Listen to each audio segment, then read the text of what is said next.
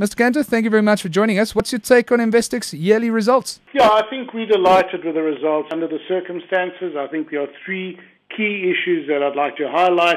Number one is the capital adequacy, and we took a decision 2 years ago that we'd like to grow Tier 1 in excess of 11%, and we've achieved that for both pillars of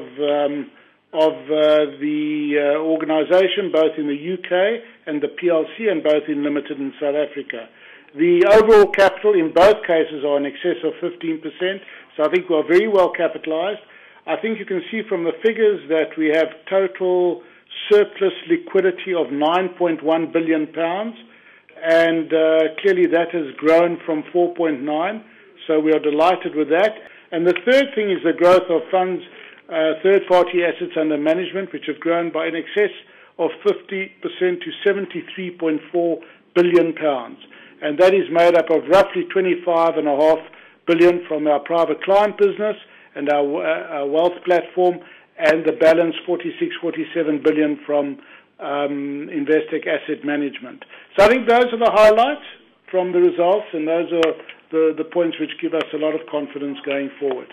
You reported better showings in the markets of Australia and UK as compared to the home market of South Africa. Any reasons for this? No, I think that what we found was that the UK went into recession mode well before South Africa. So last year South Africa had a better, proportionately a better set of results. But this year we've seen that the UK has produced 120, well, together with Australia, 141 million out of the total of 432, as opposed to 102 million last year.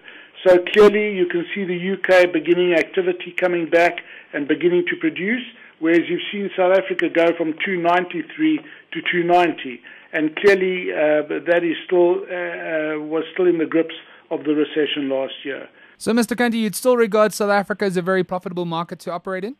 Absolutely. Produces still in excess of 60% of our bottom line, and clearly we've got to get that balance right to reflect where the bulk of our capital is. And last but not least, your outlook for the future? Look, I think we live in very choppy times, but I think we have a very diversified model which has delivered for us in the past.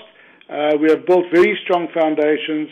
The business has a very good momentum at the moment, and we must be confident about the future.